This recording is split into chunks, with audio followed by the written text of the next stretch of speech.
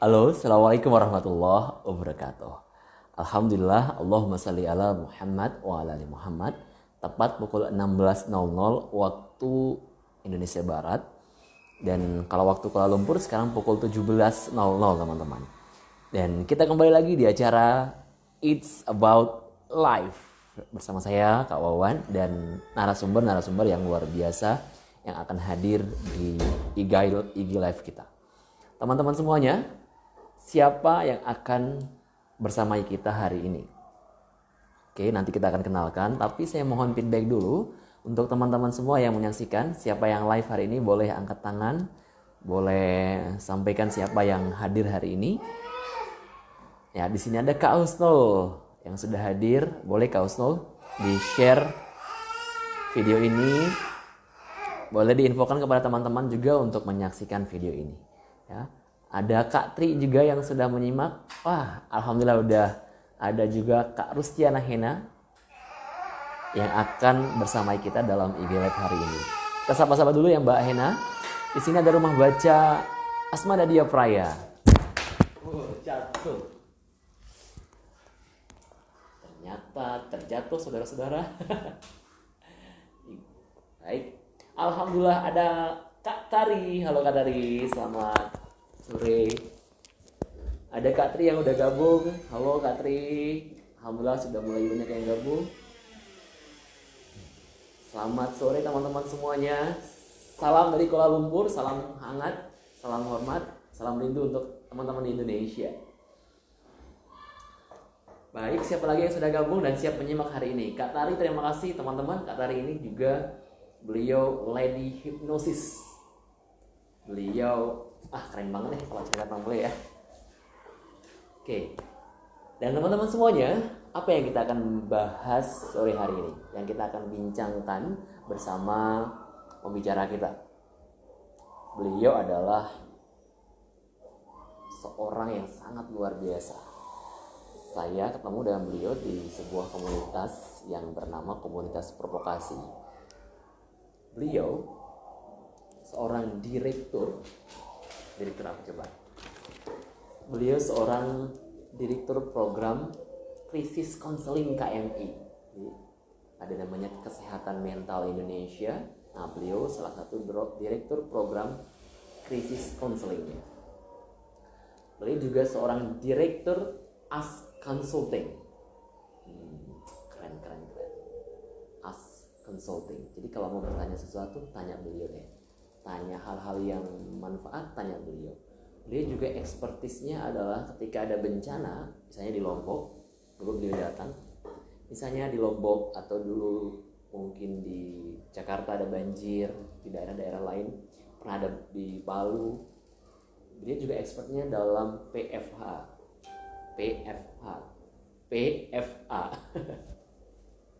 Psychological First Aid. Oke. Lalu beliau juga direktur Better Mind Publishing. Siapa namanya? Namanya Mbak Rustiana Hena. Biasa dipanggil Mbak Rustiana. Mbak Hena, sorry. Nah, teman-teman semuanya, kita akan undang Mbak Hena langsung ya. Teman-teman jangan lupa follow IG-nya Mbak Hena juga. Langsung follow IG-nya, ada banyak ilmu di sana. Langsung follow Facebook-nya juga. Follow beliau dan boleh nanti bertanya banyak sama beliau di sesi ini. Tema kita adalah merdeka dari bayang-bayang masa lalu.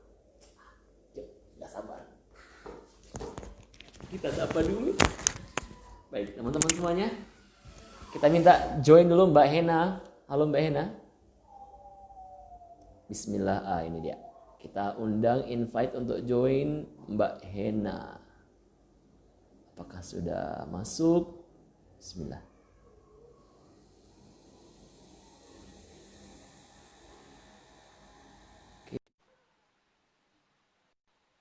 Baik, teman-teman boleh di feedback ya, suaranya saya jelas atau tidak, udah clear atau bagaimana? Yes, halo Mbak Hena. Halo, Assalamualaikum Kak Wawan. Waalaikumsalam, apa kabar Mbak Hena, sehat? Saya panggil, Alhamdulillah, ceria, berkah, bahagia, penuh dengan keceriaan sore hari ini.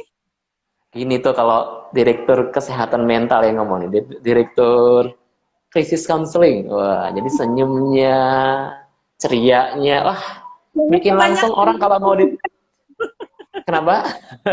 kebanyakan direktur-direktur itu padahal ketua divisi doang itu, Kak. Oke, oke. Apapun itu, Mbak Hena orang yang bermanfaat untuk banyak orang artinya ya. Terima Mudah-mudahan. kasih. Kita doakan semoga terus manfaat, terus produktif. Dan hari Amin. ini kita juga mudah-mudahan obrolan kita ini bagi manfaat buat kita semuanya.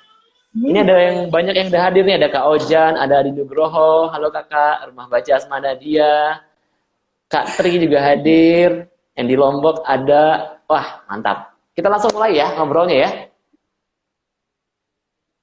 Siap, Kak Halo, Wawan. ini suara saya jelas ya, Jelas. Mbak? Suara saya Ya, bagaimana? Terdengar? terdengar jelas dan elegan. Iya.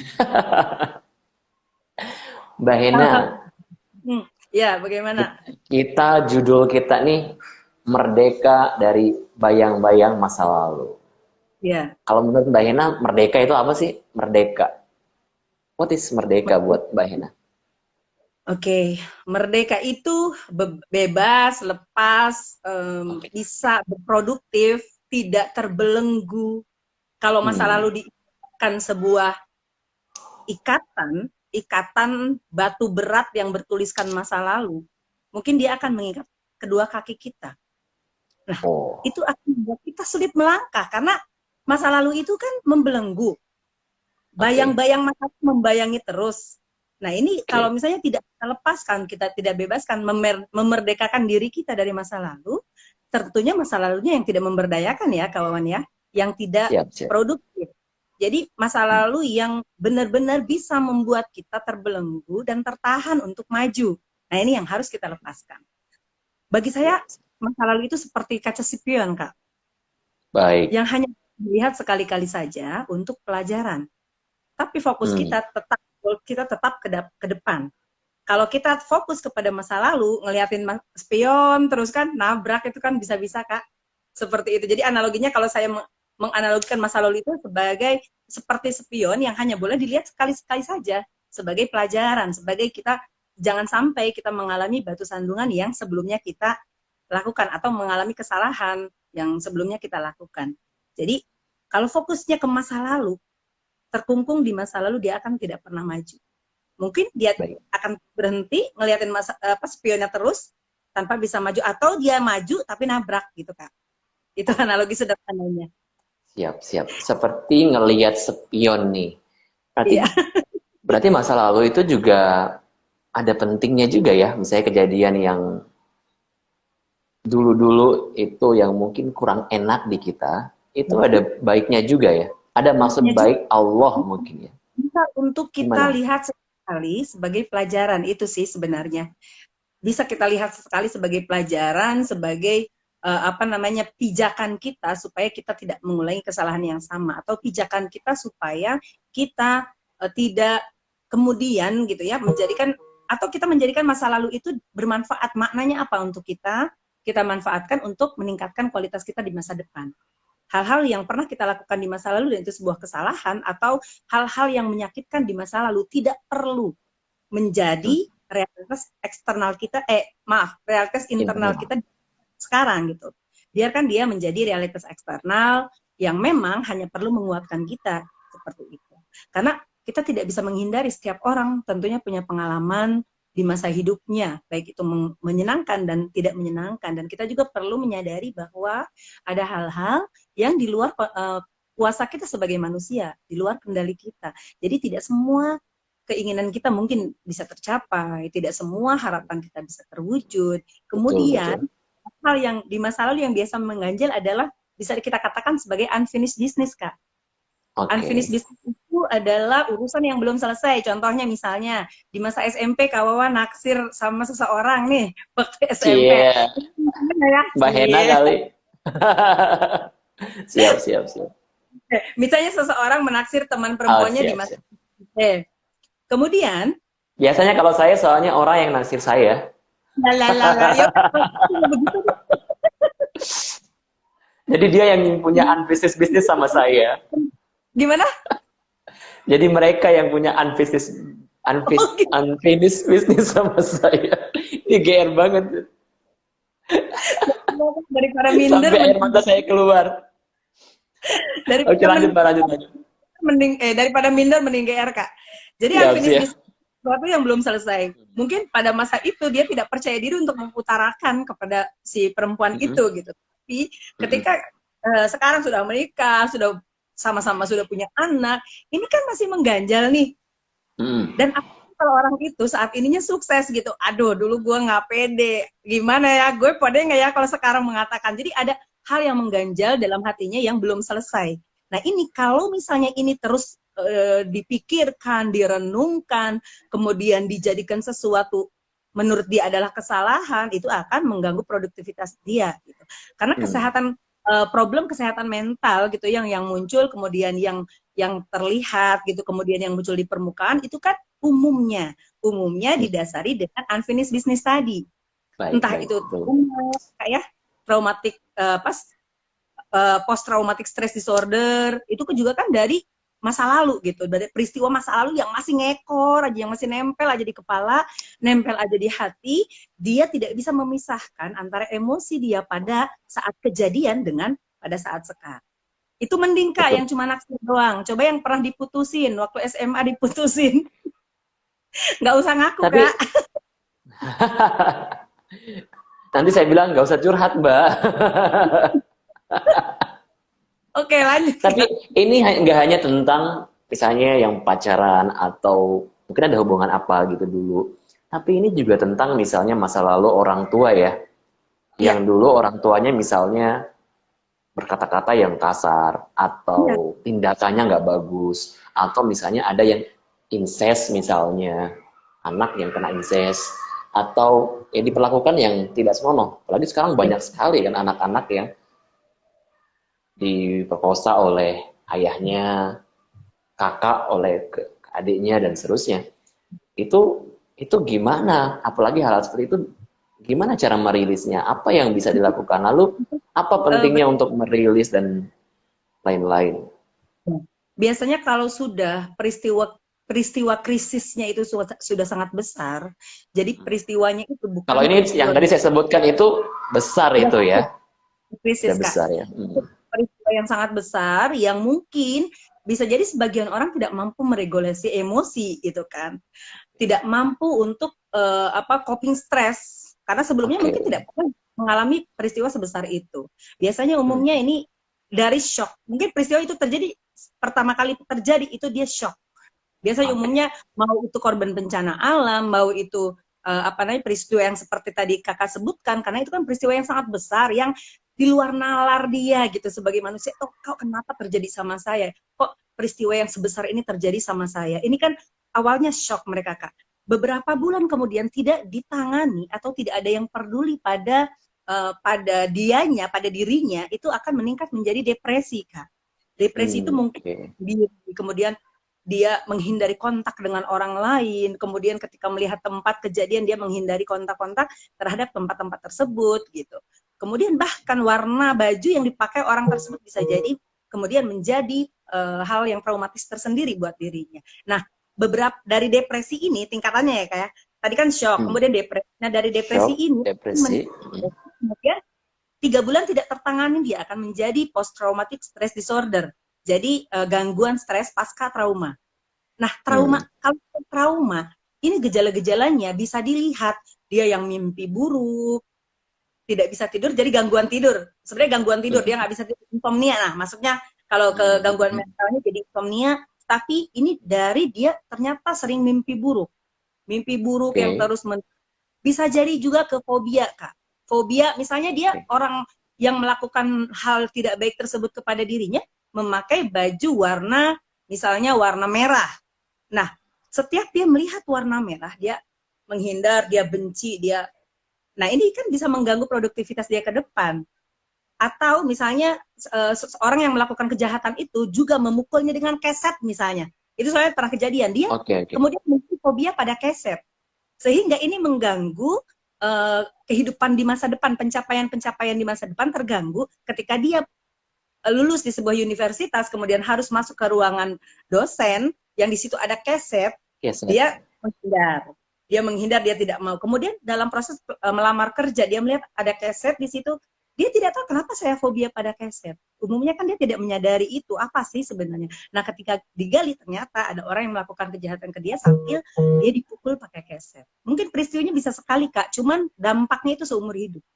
Seperti itu. Apalagi kalau tidak ada Jadi, penanganan. jadi misalnya baju, keset, atau apapun yang dulu dia alami di masa lalu, itu yang direspon oleh si orang itu masa kini. Betul Ya. ya, itu yang direspon oleh pikiran dia, oleh Dia dirinya. dengar yang terlihat, kemudian bau yang tercium, itu bisa sangat. Bau yang tercium, misalnya ada teman saya yang fobia sekali pada bedak. Dia kalau pernah kita isengin, kok dia nggak pernah mau pakai bedak, isengin, tempelin gitu kan bedak isi, dia jerit-jerit nangis.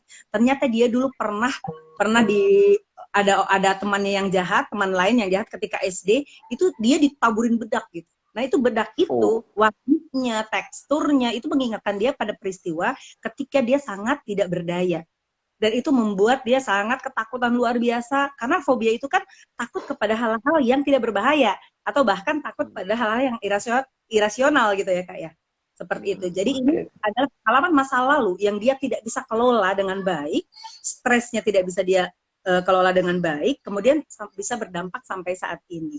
Nah, ini yang kita khawatirkan kan, anak-anak misalnya mendapatkan perlakuan tidak baik di masa lalu, atau kita pun sendiri, ini yang produktivitas kita di masa depan, seperti itu, Kak. Kira-kira orang-orang seperti itu, apa yang bisa dilakukan untuk dirinya sendiri misalnya? Kadang-kadang orang-orang itu tidak bisa ketemu orang atau nggak punya akses untuk orang lain. Mungkin yang dengar ada yang misalnya punya case itu, kira-kira apa langkah praktis mungkin yang bisa dilakukan? Karena kemarin misalnya ada yang WhatsApp saya, Mbak. Kawan saya dijahatin, saya diginiin. Dia curhat lah. Lalu apa yang saya bisa lakukan katanya? Mbak boleh bantu jawab. Oke. Bentuk dijahatinnya itu kan mungkin beragam ya, Kak ya. Kalau dan gitu, kita tidak bisa menyamakan atau menyamaratakan semua perlakuan gitu. Kalau yang saya ini itu ada kalau mungkin yang prinsipnya aja misalnya apa nih? Apa prinsip-prinsipnya? Prinsip sederhana aja untuk general case lah. Nanti spesifik mungkin teman-teman mau bertanya case tertentu bisa. Oke. Apa yang perlu dilakukan kira-kira? Ya, identifikasi dulu apa yang terjadi kepada kita, kepada seseorang tersebut. Jadi dia identifikasi masalahnya gitu. Kemudian kita apa sih yang mengganggu? Yang mengganggunya biasa yang teringat-ingat misalnya dalam mimpi itu yang muncul apa wajahnya atau warna baju seperti itu. Nah, kalau ini kayak tadi atau kesetnya kita lakukan kalau misalnya, dan itu juga perlu kita sampaikan kepada dia kalau misalnya seseorang yang mengalami kasus seperti ini normal untuk bersikap tidak normal, artinya banyak sekali kasusnya seperti itu. Sesuatu it's okay to be not okay ya. Iya gitu. Karena banyak orang yang mengalami itu gitu. Banyak sekali orang yang mengalami tersebut dengan kasus yang seperti itu, walaupun memang beragam dan unik ya, kayak tergantung kemampuan regulasi emosi dirinya sendiri dan kemampuan coping stres dirinya sendiri, dan juga tergantung pada kasusnya masing-masing gitu. Tetapi orang-orang yang mengalami peristiwa krisis di masa lalu umumnya kalau tidak ada penanganan itu akan seperti itu gitu. Jadi dia tuh diinikan dulu, oh kamu tidak gila loh gitu loh. Kamu tidak gila, kamu tidak aneh gitu, bahwa ini adalah normal untuk situasi yang tidak normal. Kemudian kita lakukan juga desensitisasi, Kak. Kalau memang dia takut pada warna kuning atau warna merah atau warna tertentu yang itu kemudian mengingatkan dia pada masa lalu, kita ada proses desensitisasi. Jadi membuat sesuatu yang sensitif bagi dirinya untuk dilihat tidak lagi dilihat gitu. Bisa dengan permainan-permainan, atau kalau orang dewasa bisa misalnya kakak kan misalnya kanselernya dia, kakak pakai baju yang sewarna dengan orang yang ini gitulah. Jadi bahwa ini identik dengan kejahatan tersebut seperti itu. Jadi ada proses desensitisasi gitu. Kemudian kita harus ingatkan bahwa memaafkan orang itu atau memaafkan sebuah kejadian itu bukan untuk orang lain, tetapi untuk diri kita. Mungkin disadarkan seperti itu. Kemudian yang satu lagi itu tadi, Kak, yang bahwa dalam hidup kita ini ada dua hal gitu. Ada yang hal yang di luar kendali kita, sebagai manusia dan ada yang di dalam kendali kita. Nah, peristiwa itu kan sudah terjadi, sudah berlaku, sudah kejadian. Kita nggak mungkin kembali lagi ke masa lalu. Tetapi bagaimana kita mampu memisahkan perasaan kita saat ini agar terpisah dari peristiwa masa lalu itu. Sehingga tidak kembali lagi peristiwa masa lalu pada kejadian yang seperti itu di masa kini. Kita boleh saja mengingatnya, tetapi kita mengingatnya dengan tidak mengembalikan lagi emosi di masa lalu tersebut. Jadi kalau orang kan karena itu udah ada proses kognisi ya Kak ya, jadi itu pasti ingat gitu. Orang tuh semakin dia melupakan mantannya mungkin dia semakin ingat. Semakin dia melupakan peristiwa kekejaman yang terjadi pada dirinya, kezaliman yang terjadi pada dirinya, semakin dia ingat. Karena memang seperti itu kerja otak gitu, semakin kita ingin berusaha melupakan malah mengingat. Nah, bagaimana kita mengingat tapi nggak tersiksa gitu loh Kak. Mengingat tetapi tidak sakit hatinya kembali lagi. Kadang-kadang ada kalau Karena seperti sebagian ini masuknya ke psikosomatis Kak. Jadi psikosomatis adalah itu ya penyakit-penyakit fisik yang sebenarnya disebabkan oleh psikis gitu, oleh antibisis tadi. Jadi urusan yang belum selesai dalam kehidupan di masa lalunya seperti itu. Itu bisa menjadi psikosomatis seperti itu. Jadi diajarkan juga cara menyayangi diri dia. Gitu. Jadi kalau kamu sayang sama diri kamu mau terjebak pada masa lalu yang sebenarnya orang yang di masa lalu itu mungkin udah bahagia, udah dia mempunyai masa depan yang lebih cerah gitu. Sementara kamu terkungkung di masa lalu. Jadi kalau kita mengatakan, oke Kak, bagaimana? Oke, terima kasih. Mbak Hena kemarin juga pernah bahas tentang compassion. Apakah itu nanti bisa dengan compassion, dengan resilience atau apa tekniknya yang mungkin lebih detail? Mungkin nanti dulu. Saya pengen sapa teman-teman dulu ya Mbak Hena. Silakan teman-teman. Ada Mbak Dewi, Kak Dua Prabu, Mbak Hena boleh ngopi dulu, minum dulu ya. Silakan diminum. Ada buah-buah di sana, diminum aja. Nanti dibayar sendiri. Pak Agung, selamat datang Pak Agung. Ini ada Coach Heri Maulana yang menyaksikan juga. Ini Coach Heri Maulana ini praktisi talent mapping. Mantap deh, beliau luar biasa. Katanya nice, katanya Bunda. Masya Allah. Yang nice apa ini? Orangnya atau pembicaraannya? Soalnya kita berdua orang-orang yang nice. Ada Muslim ini dari Sumbawa, NTB. Selamat Muslim. Kemudian Kak Coach Rahmat Syah. Coach Public Speaking yang TOP BGT banget. Halo Coach. Silakan teman-teman semuanya. Teman-teman semuanya yang pengen sharing, yang pengen bertanya, yang pengen apapun, mungkin mengajukan pendapat, memberikan pendapatnya, atau insight, apa yang bisa dipelajari hari ini dari Mbak Hena tadi, paparan sedikit, boleh ya. Anda boleh chat, silakan. Ini Alhamdulillah mumpung lancar jaya sinyal kita. Oke. Halo hadir. Oke, aku hadir. Mbak Susan Leoni, selamat datang Mbak Susan. Baik. Mbak Hena, berarti ini untuk merdeka dari masa lalu boleh dibilang gampang, boleh dibilang susah ya. Karena banyak orang yang akhirnya justru malah berlebihan merespon masa lalunya. Atau mungkin karena kasusnya, kejadiannya terlalu berat buat dia, buat orang ini, itu nggak mudah untuk dia rilis. Pertama tadi, apa yang bisa dilakukan kira-kira oleh orang yang memang kena itu, lalu apa yang kita bisa bantu, itu yang kedua. Kemudian pertanyaannya, apa yang orang itu bisa lakukan? Yang kedua adalah apa yang kita bisa bantu. Tadi sudah ya beberapa kayak ajarin dia memaafkan, kemudian apa tadi istilahnya? Desensitisasi. Okay. Pokoknya dari kalimat dan kemudian juga dan satu juga mungkin kita ke bahasan yang lain, misalnya ke orang tua nih. Karena orang tua juga banyak orang yang bisa menampar, mukul saat ini nih. Dia namparin anaknya, dia pukul anaknya. Itu yang sebetulnya adalah kejadian masa lalunya dia. Dulu saya digituin dulu. Nah, kalau saya dulu pernah dilempar oleh orang tua saya, dipukulin. Itu kira-kira saya nggak tahu ya apa yang membuat saya akhirnya sekarang nggak begitu. Tapi kira-kira menurut Mbak Hena kalau case di orang tua, apa yang bisa dipelajari kalau dari orang tua yang mungkin sampai sekarang tuh mukulin anaknya, ngatain anaknya, itu kira-kira apa saran dari Mbak Hena? Kalau begini Mas ya, begini Kak, Mas lagi. Begini Sebentar, sebelum dijawab, ada Coach Rahmat saya bilang begini, Kalau aku nggak bisa move on dari Teh Hena, bagaimana? Ya, Aku nggak ada itu urusan. derita lo aja, coach. Iya, aku nggak ada urusan, Kak. Aku nggak ada urusan ya.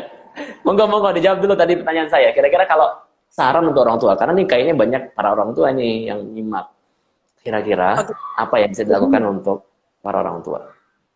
Yang terjadi, misalnya ini orang tuanya yang mengalami kekerasan kan di masa lalu oleh orang tuanya kan? Ya, Precisely, betul. Hmm.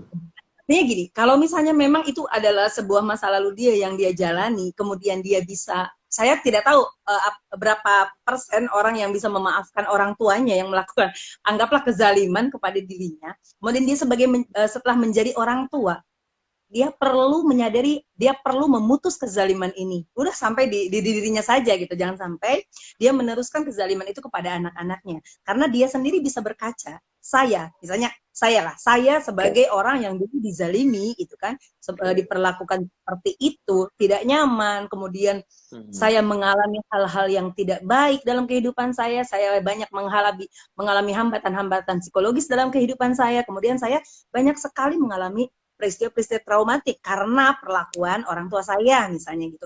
Nah, bagaimana kemudian yang pertama memang menyadari kan atau acceptance, menerima. Kita benar-benar acceptance, menerima dengan sungguh-sungguh dengan sepenuh hati bahwa memang ini adalah saya tidak minta dilahirkan dari orang tua seperti itu gitu kan, yang galak, yang seperti ini, yang menyiksa dan sebagainya, tetapi ternyata Allah menempatkan saya di sini. Itu kan di luar kendali kita. Itu adalah Oke. katakanlah itu adalah takdir kita. Nah, kemudian setelah kita menyadari itu, bagaimana menyikapinya? Apakah dia ingin meneruskan kezaliman itu kepada anak-anaknya? Karena kan mungkin dia pada saat ini melakukan kezaliman kepada orang tua mungkin tidak mungkin.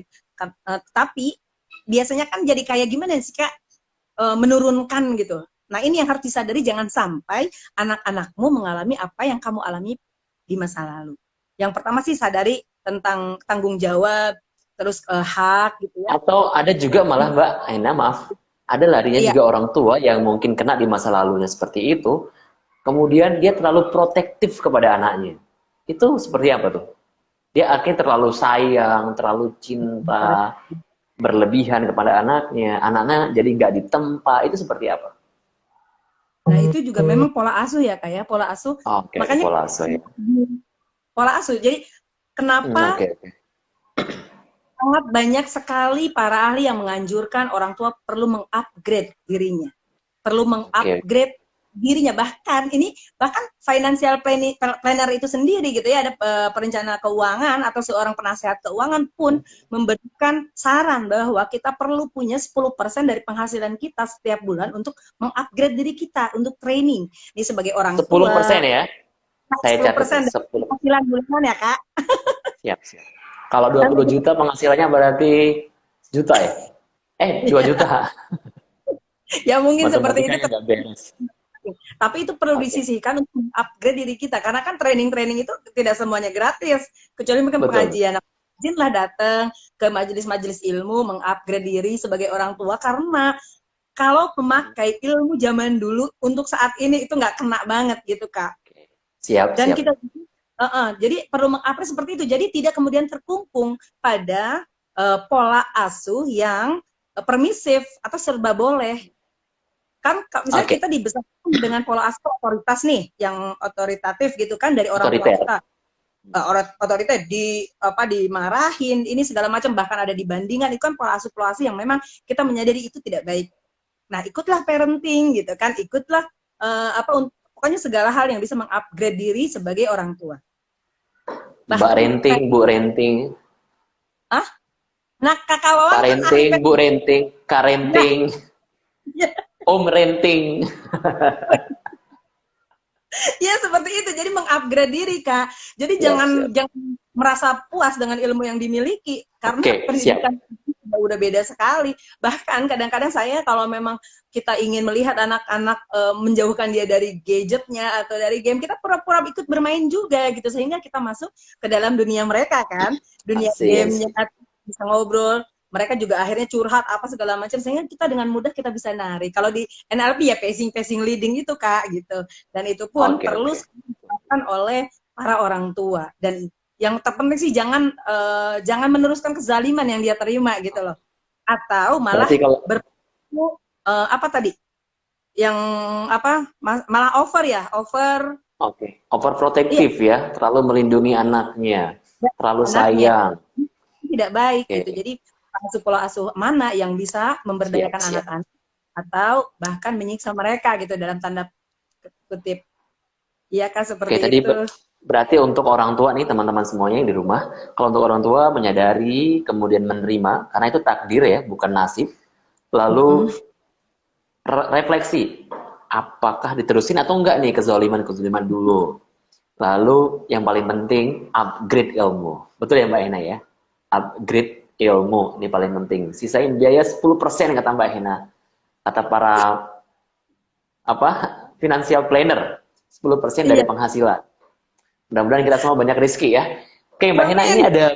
ada pertanyaan dari, bukan pernyataan nih, Kerjaan. pernyataan dari Mbak Siapa? Din 41. Saya terjebak dengan kebencian akibat masa lalu. Betapa saya sangat membenci keluarga suami saya. Mm-mm. Ini gimana, Mbak? Karena ada juga kawan saya, teman saya, sahabat saya, beliau Mm-mm. itu curhat, dia membenci sosok tertentu. Sebel pokoknya. Memang dia pernah dizolimi yang nggak nyaman sekali dengan apa tindakan beliau itu. Kira-kira apa yang bisa dilakukan oleh kawan saya ini dan oleh Mbak Dian tadi ya? Mbak Dian tadi. Membenci keluarga suami. Nah, tentang kebencian nih, kira-kira apa yang bisa dilakukan untuk merilis hal tersebut? Yang pertama, Udah maafin apakah aja. Kenapa? tar Kadang-kadang kan, dulu, oke, gimana? dulu. Gimana Apakah caranya bisa memaafkan gitu? yang pertama Apa? mungkin secara rasional ya kak ya, secara hal-hal yang bisa dilakukan saja kita fokus kepada hal-hal yang bisa kita lakukan.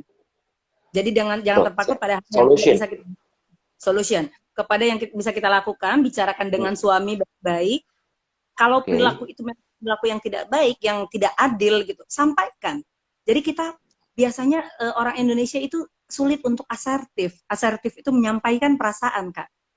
Hmm. Menyampaikan perasaan, tetapi tetap menjaga harga diri kawan bicara kita. Itu asertif. Jangan sampai kita menjadi seseorang yang pasif agresif. Kita tidak menyatakan di Oke. depan orang itu, tapi kita di belakangnya, misal kita apalagi mertua, saya ada kesempatan untuk mencuci baju mertuanya dirobek, jadi itu pasif agresif. Jadi kemarahan yang dilampiaskan di Ada yang belakang. gitu ya? Ada banyak sekali yang seperti itu. Nyebelin banget ya. Mertuaku ini. Digunting-guntingin gitu ya. Pas di belakang disuruh nyuci, pura-pura kesetrika gitu, pura-pura atau apalah itu gitu. Saya tidak tahu ya kasus persisnya seperti apa. Itu Siap, yang siap. pasti agresif. Ada juga yang agresif. Agresif itu dia tidak menjaga harga diri orang yang dihadapi kawan bicaranya gitu. Jadi dia marahin langsung gitu kan. Mungkin tidak pantas seorang menantu memarahi mertua dengan kalimat-kalimat yang kasar. Nah, yang pantas adalah asertif tadi yang dianjurkan. Karena asertif itu menjaga harga diri kita dan menjaga harga diri kawan bicara kita. Kita sampaikan baik-baik apa yang perasaan kita. Kenapa bullying meningkat coba Kak di sekolah? Karena anak-anak tidak diajarkan berperilaku asertif. Dia tidak biasa untuk menyatakan bahkan kepada kakak kelasnya, Kak, saya tidak suka kakak perlakukan seperti itu. Itu dia tidak bisa. Sehingga ketika bullying terjadi, dia diam, terus tadinya dikatain, lama-lama disenggol, masih diam juga. Itu Oke. akan setelah disenggol diapain Kak? Dipukulin. Setelah dipukulin, dia Oke. mungkin si orang yang punya otoritas di sekolah itu dia akan memanggil teman-temannya mengeroyok. Jadi kenapa bullying itu meningkat? Karena dia tidak membela dirinya gitu. Seseorang yang terbuli itu tidak membela dirinya. Nah ini juga berlaku dengan kita misalnya hubungan dengan mertua. Mertua itu adalah orang tua kita. Perlakukanlah dia seperti kita memperlakukan orang tua kita. Kalau kita tidak setuju kepada orang tua, mungkin kita juga akan mengatakannya bahwa saya sebenarnya tidak nyaman diperlakukan seperti ini.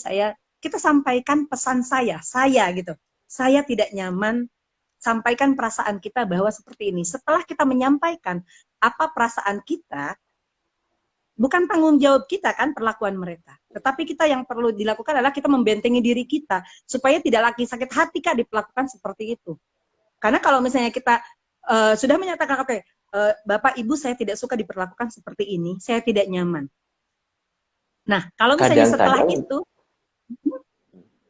belum selesai Kak kadang-kadang sebenarnya. misalnya, oh mau, lanjut, lanjut Kak, lanjut. Ya itu yang pertama asertif dulu ya, berperilaku asertif sudah disampaikan Oke. belum? Apakah suaminya tahu dia tidak nyaman diperlakukan seperti itu oleh mertua? Apakah suaminya tahu dia membenci perlakuan mertua? Kemudian yang kedua, kalau misalnya itu sudah dilakukan, sudah ada tindakan kan dari kita gitu, sudah ada tindakan. Itu tidak sesuai harapan misalnya, kejadiannya atau apa malah ditambah diomelin, ya sudah, kita cukup menyayangi diri kita sendiri saja gitu.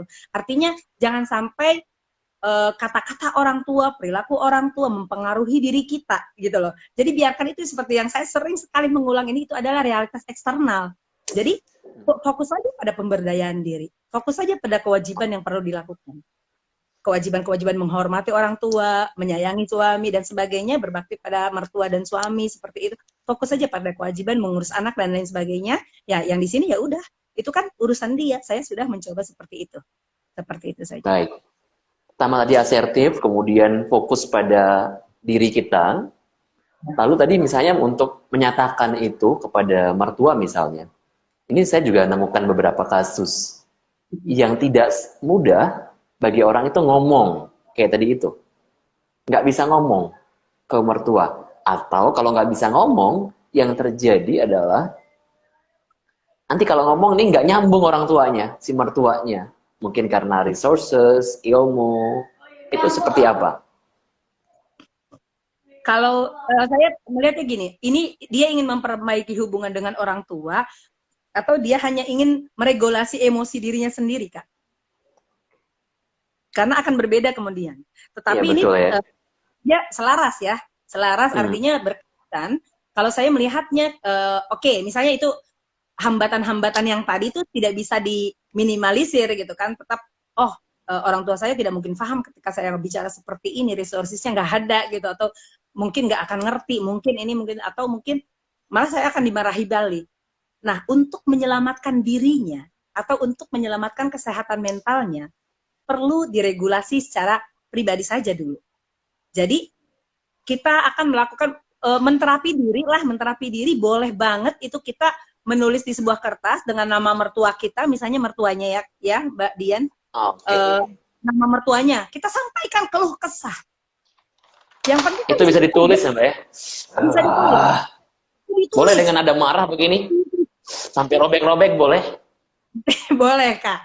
Tetapi kemudian kita kawan ikut kan yang semalam kelas Leo yang sambil nangis-nangis itu.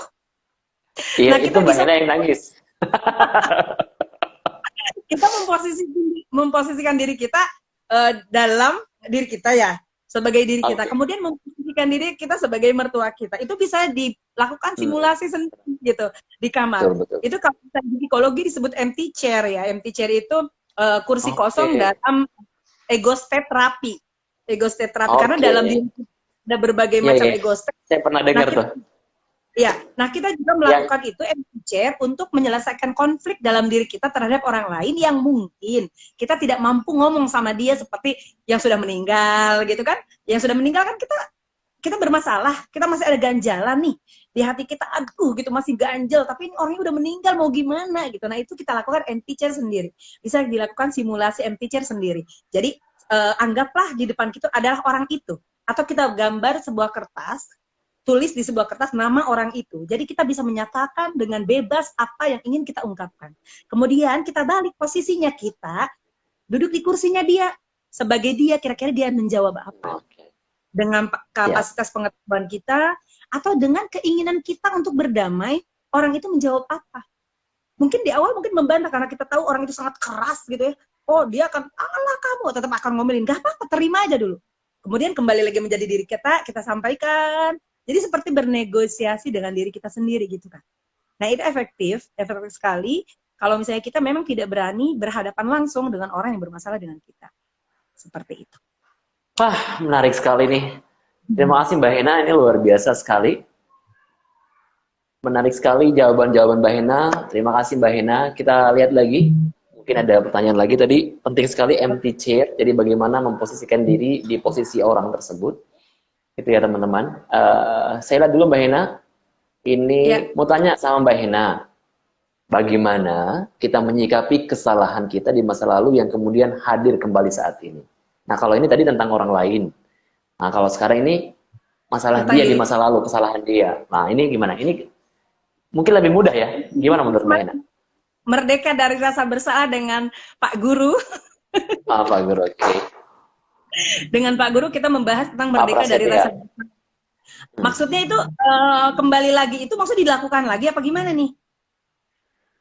Tuh, Mbak Nabawi Muhammad. Monggo dijawab. Bagaimana kita menyikapi kesalahan kita di masa lalu yang kemudian hadir? Jadi mungkin Oke. kesalahan yang lalu tuh, aduh, aku tuh begini tuh, saya tuh begini, mungkin begitu maksudnya ya. Aku tuh Nah, begini. sebenarnya oke. Pentingnya Yang rasa itu di masa bersalah itu lalu. iya, Pentingnya apa? kesalahan masa lalu kan, kesalahan masa lalu yang hadir. Nah, kenapa saya katakan kemarin itu saya sempat bahas masa lalu apa rasa bersalah itu juga penting sebagai alarm buat diri kita. Alarm bahwa kita Oke. melewati garis gitu kan. Apa namanya kalau misalnya itu masa apa rasa bersalah itu menjadi alarm, kita tidak akan lagi melangkah kepada kesalahan yang sama di masa yang akan datang seperti itu, Kak. Kalau misalnya udah terlanjur nih melakukan kesalahan, ya itu jadikan saja pelajaran. Jadikan saja pelajaran, kemudian diidentifikasi, diberi makna. Ya, ini pelajaran Pak Guru lagi nih. Diberi makna, kesalahan tersebut kalau kita mau gunakan sebagai penghambat kesuksesan kita bisa. Tapi kalau kita maknai sebagai pecut gitu. Pecut itu tahu pecut kan Kak? Tuh, Cemeti tahu, tahu. apa? Saya Ya, tinggal di desa, Mbak. Di Pecut itu kalau di Lombok, itu untuk kuda. Dipukul. Jadi dia akan lari kenceng. Gitu lah ya. Ini. Mbak, ada yang komentar nih. Renyah banget ketawanya katanya. Ya udah kita Mbak Hena ketawa aja dulu 2 jam ya. Rika. Halo Rika, sehat ya? Oke, cambuk, Kata Mbak pecutkan. Tari cabuk. Nah, betul. Aduh, Kantiku ini guru modeling saya, Kak. Ya, saya juga mau memodeling beliau biar tambah cantik. Oke, udah bercandanya ya. Oke, Mbak Tari nggak ada nanti ulang suara kuda ya? Hah? Iya, Katanya Mbak pecut Tari ya. boleh ulang suara kudanya. Ini nggak jadi. Ya udah, monggo dijawab. Monggo. Aduh, ya Allah ketawa melulu. Alhamdulillah ya. Oke, Sehat tandanya kita mental. sehat mental. Oke. Nah, kalau rasa bersalah itu kita jadikan mungkin bisa jadi dua hal. Jadi bisa jadikan kita pecut untuk lari lebih cepat, untuk lari lebih cepat, untuk lebih produktif, untuk lebih kita bisa mencapai harapan kita atau pencapaian-pencapaian kita. Bisa jadi ini menjadi mungkin kan dipecut juga atau karena ditimpah kemalangan juga gitu atau kesalahan-kesalahan juga. Apakah dia akan memilih terpuruk, diam, freeze gitu? Freeze, membeku, diam di tempat, nggak bergerak. Itu mana? Itu adalah pilihan dalam kehidupan juga. Dia mau memilih apa? Karena pilihan itu selalu ada, selalu kita tuh dalam kehidupan selalu punya pilihan gitu. Kalau memang kita memilih untuk jadi berlari dari lebih produktif, itu kan bagus Kak. Gunanya bagus. Tetapi ketika kita memilih bahwa peristiwa tersebut meluluhlantakkan diri kita, kemudian kita benar-benar ambruk, diam, itu juga pilihan kita. Tetapi mana yang lebih Melulu. bermanfaat bagimu? Seperti saya bilang tadi mungkin ke Mbak Dian juga ya, mana yang apakah ketika ibu memelihara kebencian ada manfaatnya buat ibu? Kalau tidak ada manfaatnya, seperti kulkas bekas mungkin bernilai, ya lebih baik buang saja lah gitu. Seperti itu. Kalau jadi hal-hal yang tidak ada gunanya tidak perlu lagi ditumpuk di rumah kita. Jangan jadikan diri kita itu adalah kantong-kantong kesalahan kita, kantong-kantong masa lalu yang hanya memberatkan kita dan memberatkan langkah kita gitu. Jadi sehingga kita tuh terikat, terbelenggu dengan masa lalu yang seperti batu besar hitam gitu. Sehingga langkah kita tidak lancar gitu, menghambat sekali gitu. Itu kan jadi pilihan kita mau dijadikan ini sebagai penghambat atau pecut atau cambuk tadi kalau menurut Kak Tari ya. Gitu cambuk. Itu benar banget. Jadi bagaimana kita bisa melangkah kalau masa lalu itu terus kita pelihara gitu, kita seperti itu. Karena banyak sekali orang yang bahkan kecerdasannya tuh nggak kelihatan, Kak. Orang itu pinter, Oke. cerdas, berpengalaman, tetapi dia terhambat dengan tema-tema pemaafan, terhambat dengan tema-tema emosi di masa lalunya, dia tidak mampu mengambil Kebencian ya. kebencian, pokoknya hal-hal Benci pada orang, pada diri sendiri, kesalahan masa lalu. mampu memaafkan Itu dirinya sendiri, itu akan menghambat produktivitasnya di depan. Jadi dia tidak optimal dalam kehidupannya, padahal dia cerdas, pintar, dan berpengalaman seperti itu. jadi bakatnya dia, passionnya dia, atau ilmu-ilmunya itu nggak keluar ya, nggak akan produktif. Jadi ini yang Karena disebut nggak merdeka. ya, kalau kita lihat otak kita ya, otak kita kan ada sistem limbik nih kayak otak emosi. Nah, kalau misalnya kita dalam kondisi senang, bahagia, ceria, sistem limbik kita terbuka, Kak. Sistem limbik Ya, kita terbuka, korteks kita mengembang. Sehingga ketika kita belajar apapun, itu akan cepat masuk, cepat keserap gitu. Dan kita juga bisa mengaplikasikannya dengan baik dan benar. Tetapi ketika pikiran kita kacau, terus apa namanya sedih, terus emosinya lagi down banget, itu kan sistem limbik tertutup. Orang mau ngomong baik pun mental. Informasi baik masuk ke kita tetap mental. Jadi ya sebaiknya sih kita mampu gitu, kita punya mekanisme dalam diri untuk meregulasi emosi seperti itu. Dan itu pun jadi bikin kita jelek, Kak, kalau kita stres. jadi Mbak Hena ini cantik karena mampu merilis masa lalu ya, mampu merdeka dari masa lalu.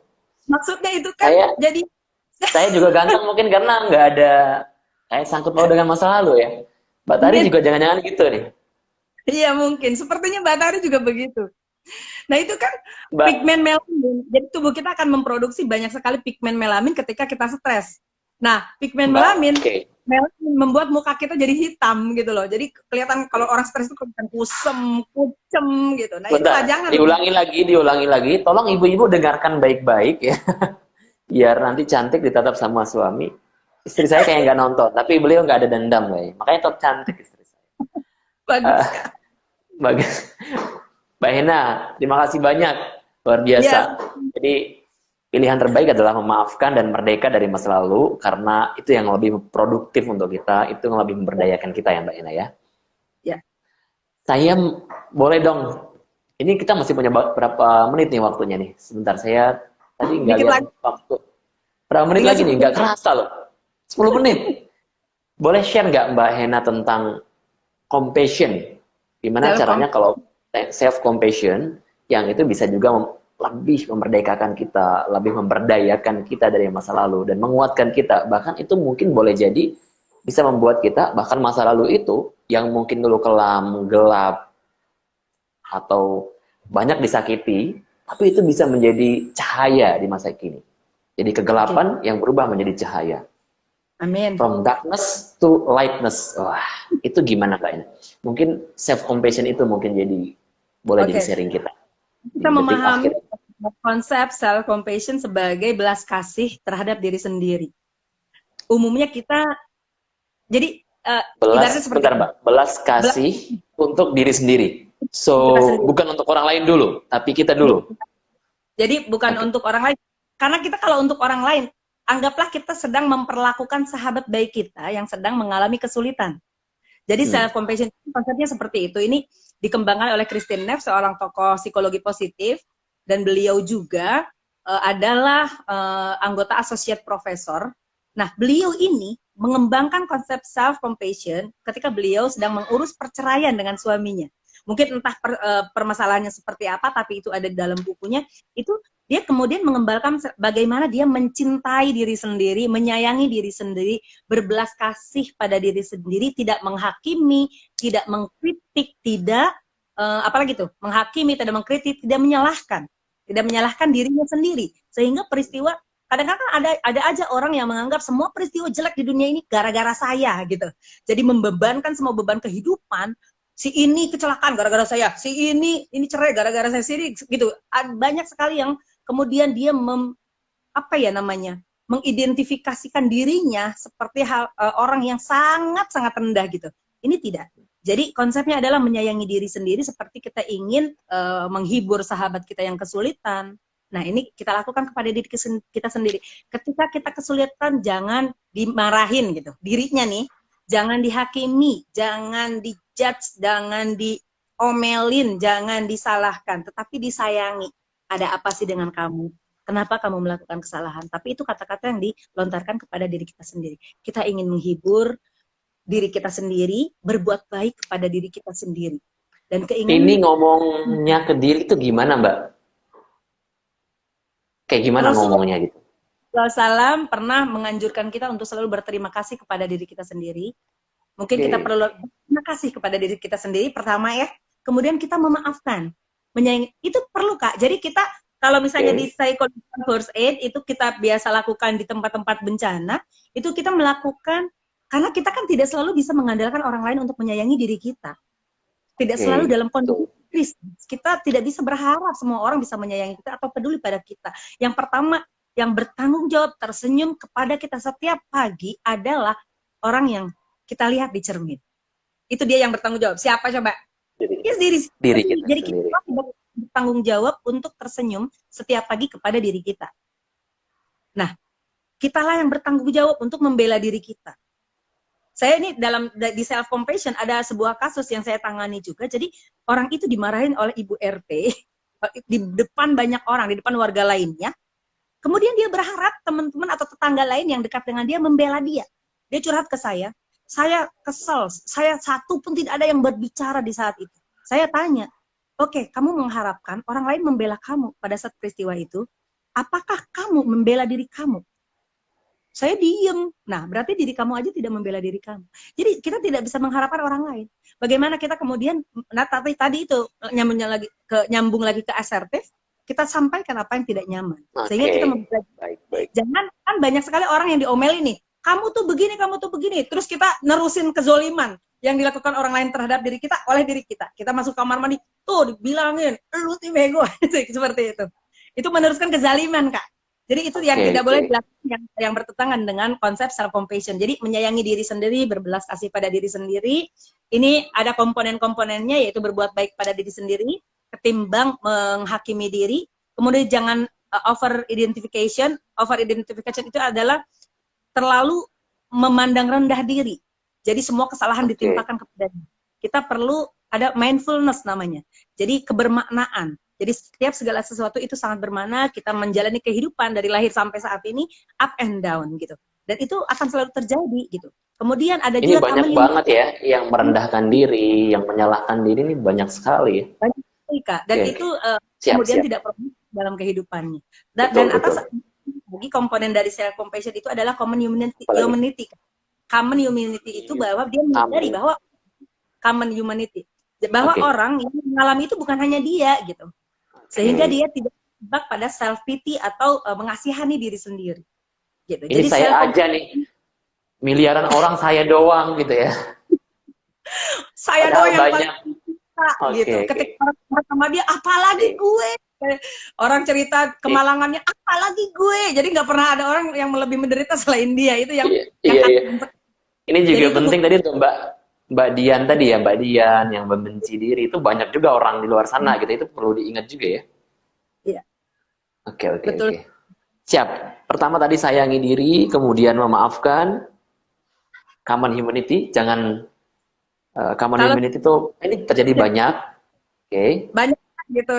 Ada 3 sih sebenarnya komponen dari self compassion, ada yang favorable dan ada unfavorable.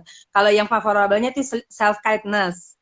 Self kindness VS-nya itu apa ya tadi ya? Self judgment.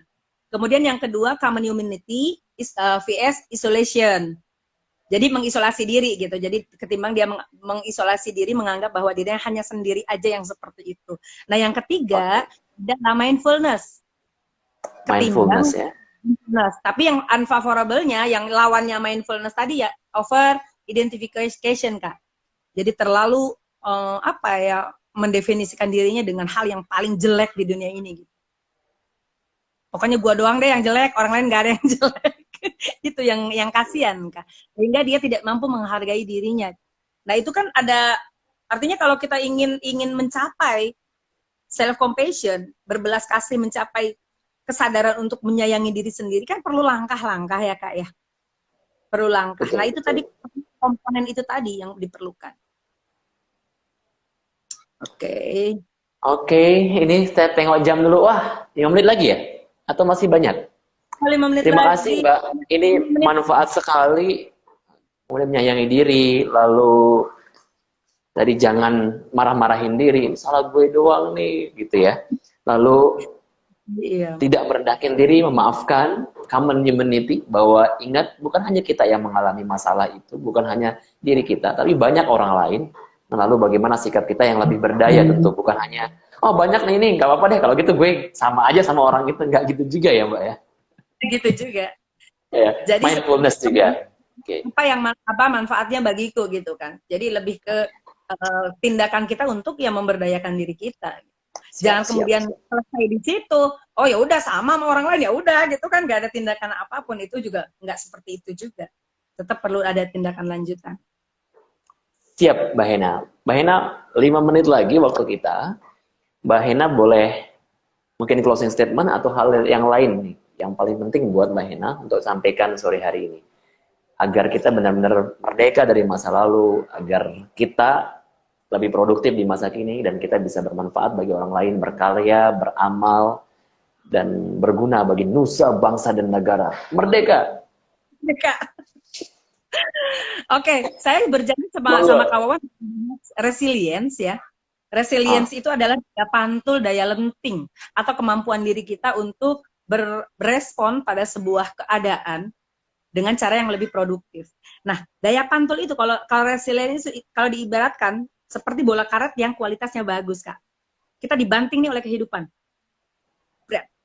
Kan itu kan tadi saya bilang ada pilihan, kita mau ambruk tetap diam gitu atau dia bangkit. Nah, resilience itu tidak seperti itu. Ketika dijatuhkan pada sebuah kehidupan yang tidak nyaman atau situasi krisis, dia akan memantul. Kalau misalnya dia memantul sejajar dengan sebelum dia dijatuhkan gitu ya, sejajar, itu resilience. Tapi ada resilience tingkat tinggi lagi, Oh iya? menjadi ya menjadi lebih growth gitu, jadi dia lebih tumbuh gitu, jadi dia bertumbuh. Justru malah Jadi, lebih bertumbuh, ditendang misalnya, tapi dia lebih tendangnya lebih lebih kencang lagi gitu ya. lihat ini banyak sekali kasusnya, dihina ya, dihina oleh orang, kamu mah orang kampung nggak bisa apa-apa, saya dong pejabat dan sebagainya gitu. Nah ini Oh, membuat dia seperti tadi terpecut, kan dia dijatuhkan nih, dihina, merasa terhina, kemudian ada bullying dan sebagainya. Nah gara-gara itu dia kayak ingin, saya bayar kata-kata kamu. Dia kemudian belajar dengan giat, kemudian dia aktif di semua, misalnya di semua organisasi atau di apapun yang membuat dia berdaya, kemudian dia meningkatkan potensi diri dia sehingga dia punya posisi tinggi. Nah ini kan resilient, Kak. Jadi dia dijatuhkan oleh kehidupan, oleh orang-orang yang menyakiti dia, tapi dia tidak jatuh, tidak memilih untuk jatuh, tapi dia punya daya lenting gitu. Daya lenting itu dibanting, dia melenting. itu resilience ya.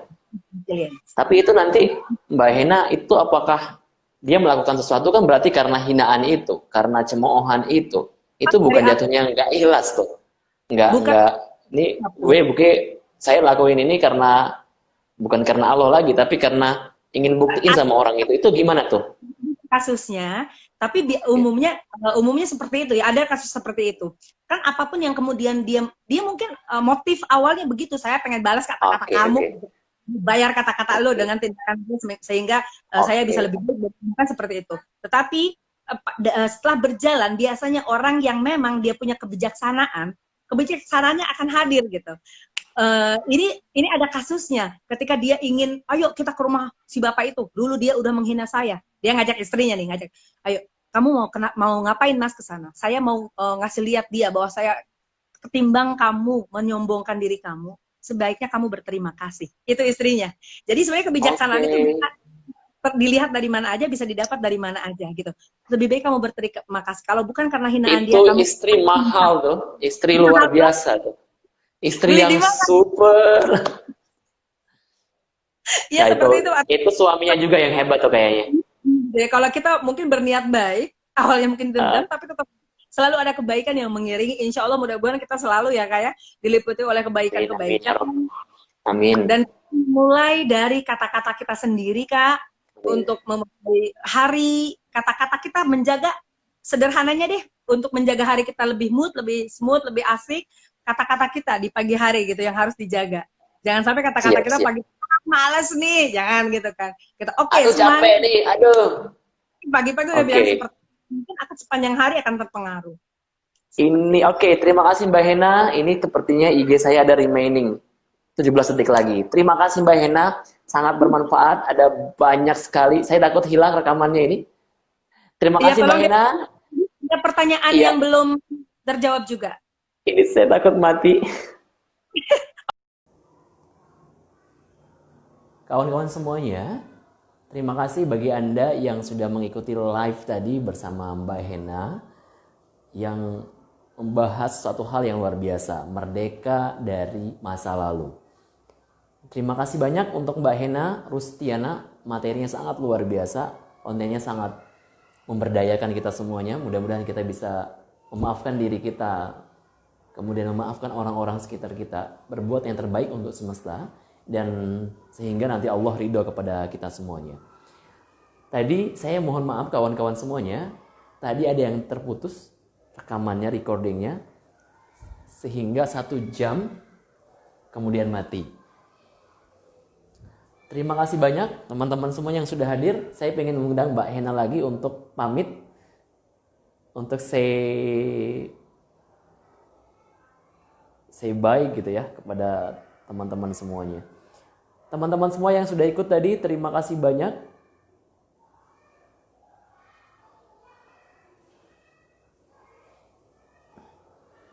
Mbak Hena masih ada di sini. Sebentar, saya invite dulu Mbak Hena untuk gabung. Belum bisa.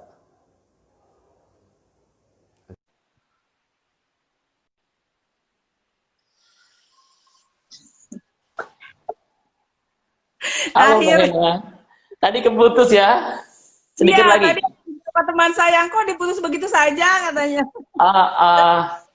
Iya, tapi nggak apa-apa. Daripada kemarin sudah 50 menit lalu hilang rekamannya. Oh gitu. Oke, baik. Yang tadi terselamatkan alhamdulillah. Jadi itu kan intinya sudah selesai dan alhamdulillah filenya terselamatkan dan ada di IGTV saya. Nanti saya bisa bagikan ke Mbak Hena, bisa kita record, bisa kita share di YouTube, dan jadi bisa bermanfaat untuk banyak orang. Tadi soalnya itu manfaat banget, keren sekali.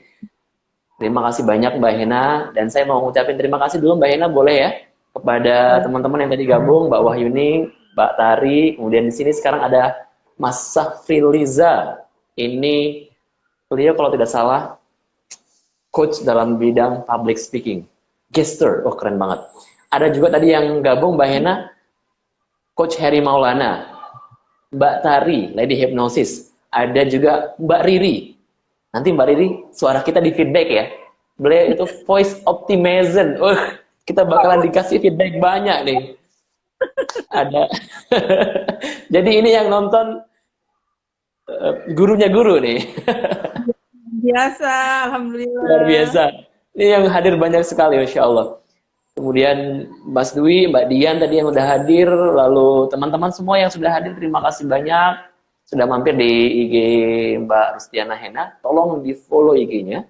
Karena sepertinya beliau setelah ini akan lebih banyak lagi berbagi, lebih banyak lagi mengisi kebaikan-kebaikan untuk kita semuanya. Terima kasih Mbak Hena. Ada yang mau disampaikan lagi? Sudah cukup Mas, terima kasih. Itu saya Pak Juwanto, terima kasih Pak Juwanto sudah bergabung. Betul, ini banyak sekali yang gabung. Terima kasih banyak. Sekali lagi Mbak Hena, semoga berkah ilmunya, manfaat sekali hari ini. Saya baru tahu ternyata Mbak Hena cocok jadi model, karena memang banyak memaafkan orang lain. Amin. Emang ada Itu ternyata hubungan. penting ya. Tadi kan katanya kesehatan mental tuh, biar tambah cantik, ganteng, dan inner beauty, inner handsome. Terima kasih Mbak Hena, kita tutup dengan apa nih? Merdeka.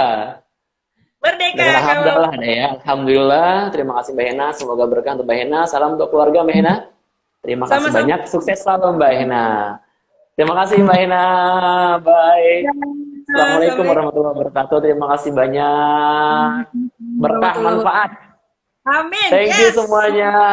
Merdeka.